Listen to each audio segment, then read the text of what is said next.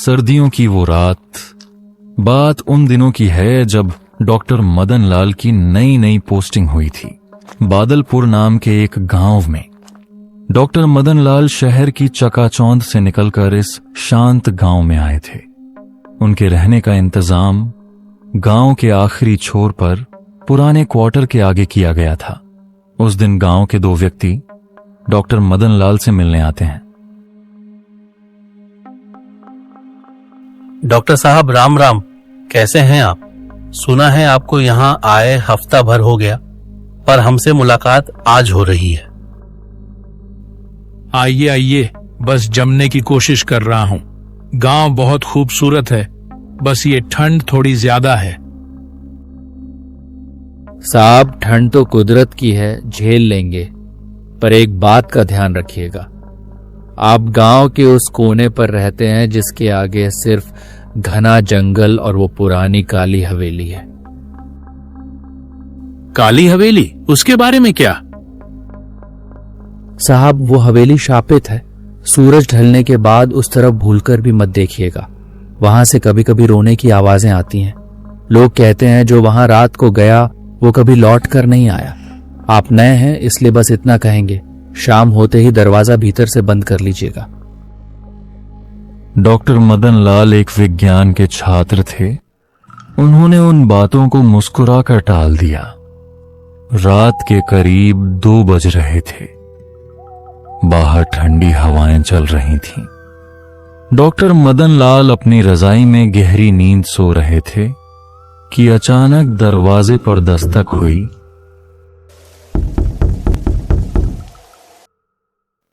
Doctor साहब उठिए, doctor साहब, मेरी मां की जान खतरे में है।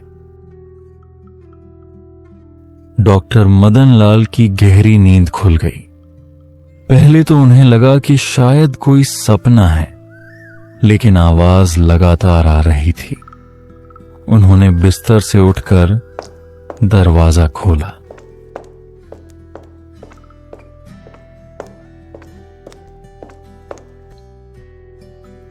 सामने एक नौजवान खड़ा था जिसके बदन पर सिर्फ एक पतली सी कमीज थी, पर उसे ठंड बिल्कुल नहीं लग रही थी।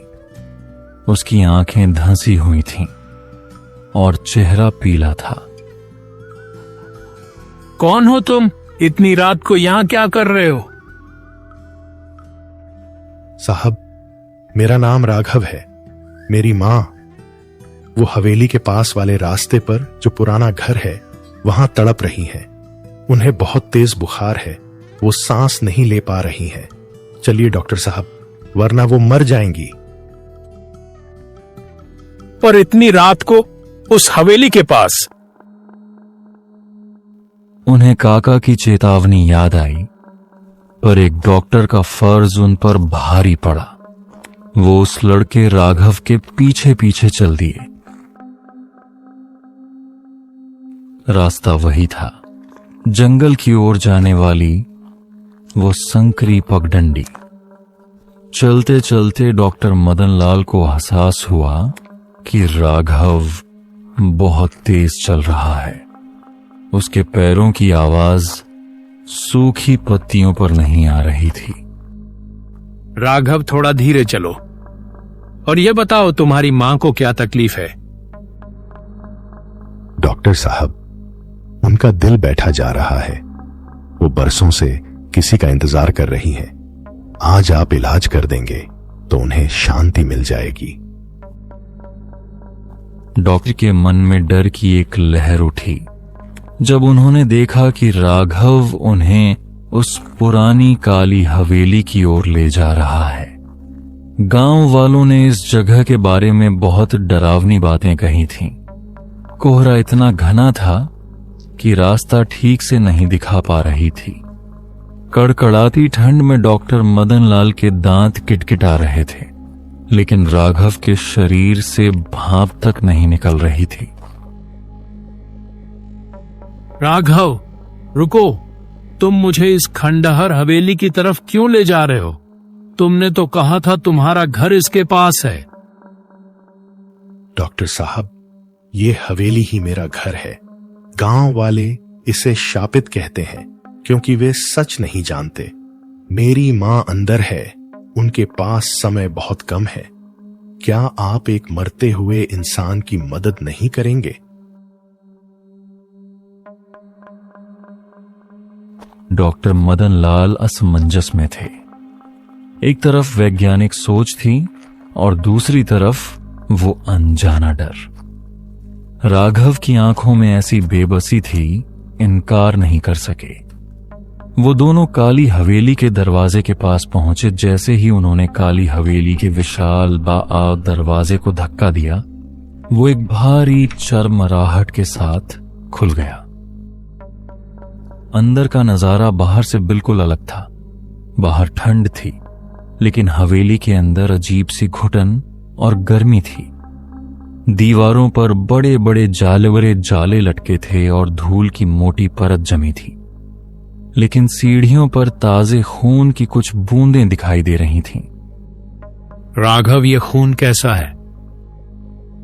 शायद किसी जानवर का होगा डॉक्टर साहब, आप ऊपर चलिए। डॉक्टर मदन लाल भारी कदमों से ऊपर की मंजिल पर पहुंचे।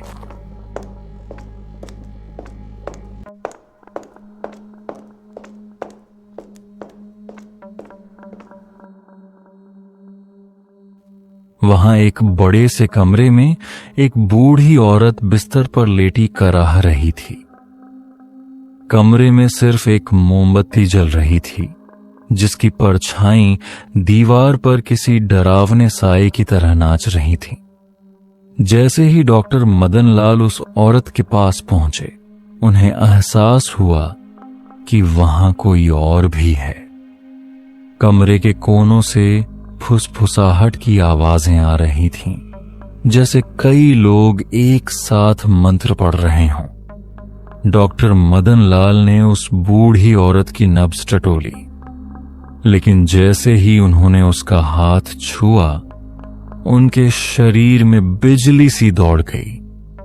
औरत का शरीर बर्फ से भी ज्यादा ठंडा था और उसकी नब्ज चल ही नहीं रही थी। राघव, तुम्हारी मां तो, इनके शरीर में कोई हरकत नहीं है, ये तो मृत लग रही हैं। अचानक वो बूढ़ी औरत अपनी आंखें खोलती है। उसकी आंखें पूरी तरह सफेद थीं, उनमें कोई पुतली नहीं थी। उसने झपट्टे से समीर का हाथ पकड़ लिया। उसकी पकड़ में इंसानी ताकत नहीं, बल्कि लोहे जैसी मजबूती थी। राघव, क्या तू ले आया इसे? क्या आज मेरा उपवास टूटेगा? डॉक्टर मदन लाल के होश उड़ गए। उन्होंने पीछे मुड़कर राघव को देखा, लेकिन वहां राघव नहीं था। वहां सिर्फ एक धुंधला सा साया खड़ा था, जिसका चेहरा धीरे धीरे पिघल रहा था। तभी डॉक्टर मदन लाल की नजर दीवार पर टंगी एक पुरानी फोटो पर पड़ी। वो फोटो राघव की थी, लेकिन उस पर फूलों की माला चढ़ी थी और नीचे तारीख लिखी थी, 15 दिसंबर 1924। तुम लोग इंसान नहीं हो, ये फोटो 100 साल पुरानी है। अचानक हवेली का दरवाजा अपने आप बंद हो गया। उस कमरे की दीवारों से काली परछाइयां बाहर निकलने लगीं। वो शापित हवेली अब अपने असली रूप में आ रही थी। वहां कोई बीमार मां नहीं थी, बल्कि वो एक जाल था, जिसमें हर साल किसी न किसी को फंसाकर ये रूहें अपनी भूख मिटाती थीं। गांव वाले जो कहते थे वो 100% सच था। डॉक्टर मदन लाल ने अपनी जेब से एक छोटी इमरजेंसी लाइट निकाली और उसे पूरी ताकत से उन परछाइयों की तरफ फेंका।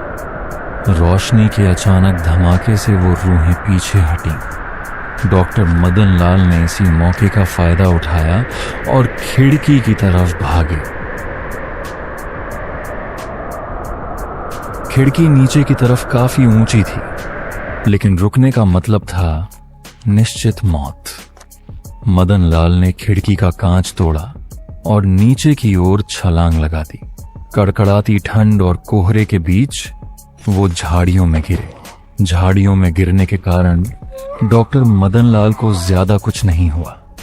पीछे से उस हवेली के अंदर से भयानक चीखें सुनाई दे रही थीं। ऐसा लग रहा था जैसे पूरा जंगल उनके पीछे दौड़ रहा हो। मदन लाल बिना पीछे देखे उस पगडंडी पर भागने लगे। भागते भागते उन्हें महसूस हुआ कि कोई उनके कान के पास फुसफुसा रहा है। तुम बच नहीं सकते डॉक्टर, तुम हमारे हो। मदन लाल का दम फूल रहा था, पसीना ठंड में भी बह रहा था। अचानक सामने से कुछ दिखाई दिया।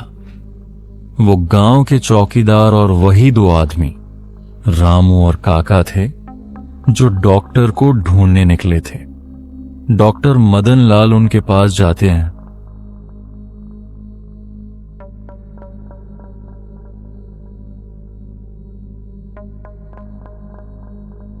डॉक्टर साहब, आप यहां क्या कर रहे हैं? हमने मना किया था ना। मदन लाल बेहोश होकर गिर पड़े।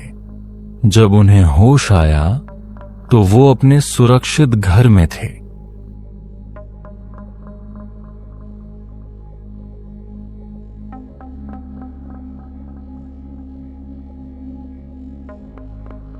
सुबह हो चुकी थी। रामू और काका ने उन्हें बताया कि रात को जब उन्होंने डॉक्टर का दरवाजा खुला देखा तो उन्हें अनहोनी का शक हुआ। वो लड़का राघव, वो मुझे उस हवेली में ले गया था। डॉक्टर साहब, राघव उस हवेली के मालिक का बेटा था। 100 साल पहले एक महामारी में पूरा परिवार मर गया था। राघव अपनी मां से बहुत प्यार करता था और उसे बचाने के लिए किसी भी हद तक जा सकता था। आज भी उसकी रूह हर उस डॉक्टर को बुलाकर ले जाती है जो नया गांव में आता है। आप खुशकिस्मत हैं कि आप जिंदा लौट आए। आज तक जो भी उस सीढ़ी पर चढ़ा वो फिर कभी गांव में नहीं दिखा। इतना कहते ही वो दोनों अपने अपने घर चले गए। रात के 10 बजते ही बादलपुर का मंजर बदल गया। कड़कड़ाती ठंड और कोहरे ने पूरे गांव को अपनी आगोश में ले लिया था। डॉक्टर मदन लाल अपने घर में बैठे थे, लेकिन उनके दिमाग में बार बार काका की वो चेतावनी गूंज रही थी। अचानक दरवाजे पर दस्तक हुई।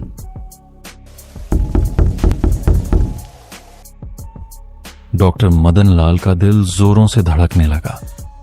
उन्होंने धीरे से दरवाजा खोला।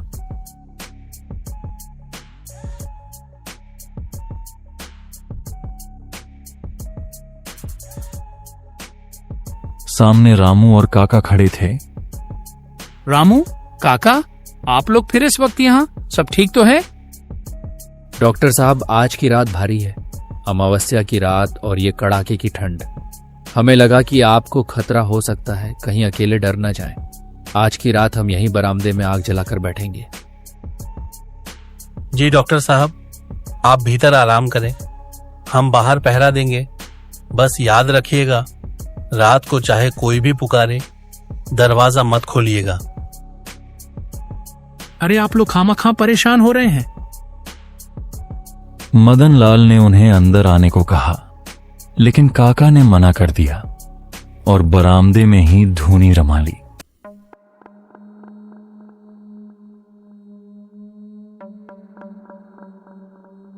डॉक्टर साहब अंदर जाकर लेट तो गए, पर नींद उनकी आंखों से कोसों दूर थी। बाहर आग जलने की चटक चटक और रामू काका की फुसफुसाहट सुनाई दे रही थी। रात के करीब 12 बज रहे थे। सन्नाटा इतना गहरा था कि घड़ी की टिक टिक भी हथौड़े की तरह सुनाई दे रही थी। बाहर बरामदे में रामू और काका आपस में बातें कर रहे थे।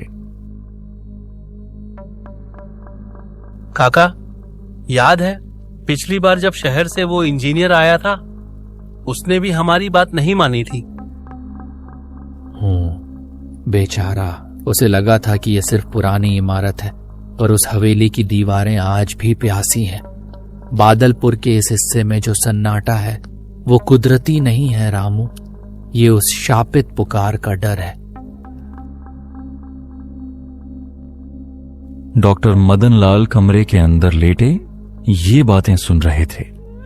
तभी अचानक दूर से एक अजीब सी आवाज आई, जैसे कोई बहुत दूर से रो रहा हो।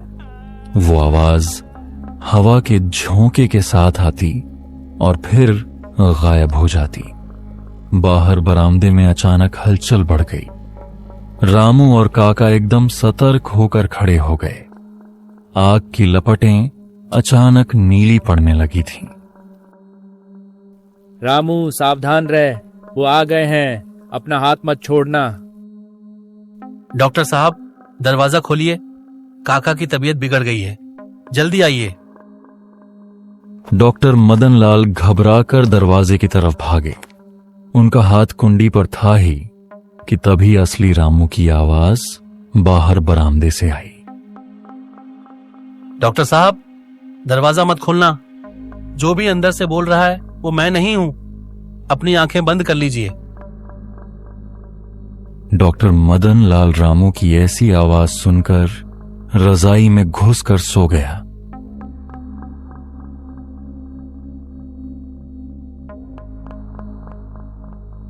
सुबह की पहली किरण गांव में छा चुकी थी।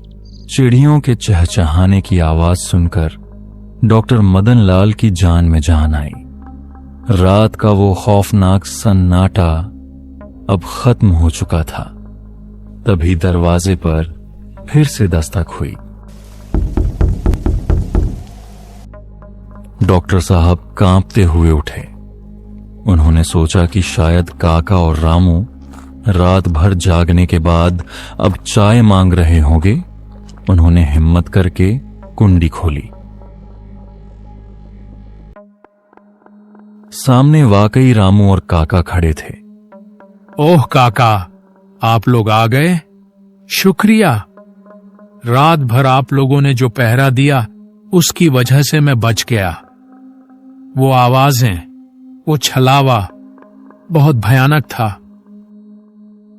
मदन लाल की बात सुनकर रामू और काका एक दूसरे का चेहरा देखने लगे।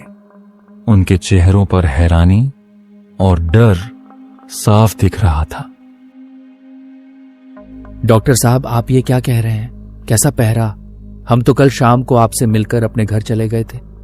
रात को इतनी बर्फ गिरी और ठंड इतनी बढ़ गई थी कि हम अपने घर से बाहर ही नहीं निकल पाए। क्या? पर आप दोनों तो रात भर मेरे बरामदे में आग जलाकर बैठे थे। आपने ही तो मुझे मना किया था कि दरवाजा मत खोलना। रामू, तुम भी तो थे वहां। नहीं डॉक्टर साहब, हम में से कोई यहां नहीं आया। कल रात को तो गांव का कोई भी आदमी अपने घर से बाहर नहीं निकला, क्योंकि कल की रात इस साल की सबसे काली रात थी। मदन लाल पागलों की तरह बरामदे की तरफ देखने लगे। वहां न तो आग के जलने का कोई निशान था, न ही राख। फर्श बिल्कुल साफ और ठंडा पड़ा था। वहां किसी के बैठने के निशान तक नहीं थे। डॉक्टर साहब, इसका मतलब रात को आपके साथ वो दोनों नहीं थे, बल्कि वो थे। काली हवेली की रूहें अक्सर उन्हीं का रूप ले लेती हैं जिन पर आप भरोसा करते हैं। वो आपको बाहर बुलाना चाहती थीं। डॉक्टर मदन लाल के पैरों तले जमीन निकल गई। उन्हें याद आया कि रात भर उन्होंने उन्हीं लोगों से बातें की थीं और उन्हीं की आवाज पर भरोसा किया था। अगर काका की वो असली या नकली आवाज उन्हें न रोकती तो शायद आज डॉक्टर साहब भी उसी काली हवेली का हिस्सा बन चुके होते। डॉक्टर साहब, बादलपुर में जो दिखता है वो होता नहीं, और जो होता है वो दिखता नहीं। चलिए यहां से आज ही हम आपकी शिफ्टिंग गांव के बीचों बीच करवा देते हैं। इस आखिरी छोर पर अब आपका रहना ठीक नहीं। सूरज की रोशनी आंगन में फैल चुकी थी, लेकिन डॉक्टर मदन लाल के शरीर की कंपकंपी रुकने का नाम नहीं ले रही थी। सामने खड़े रामू और काका के चेहरे पर जो हैरानी थी, उसने डॉक्टर के विज्ञान और तर्क को धूल में मिला दिया था। काका, अगर आप रात को यहां नहीं थे तो वो कौन थे? मैंने उनकी आवाज सुनी, मैंने आग की तपिश महसूस की। डॉक्टर साहब शांत हो जाइए। बादलपुर की ये जमीन बहुत पुराने राज दबाए बैठी है। जिसे आप आग की तपिश कह रहे हैं वो रूहों की भूख थी, और वो आवाजें, वो तो बस एक जाल था। उस हवेली की शक्तियां जानती हैं कि आप शहर से आए हैं और आप हम पर भरोसा करते हैं, इसलिए उन्होंने हमारा रूप धरा। काका, इसका मतलब वो डॉक्टर साहब के पीछे हाथ धोकर पड़ गए हैं।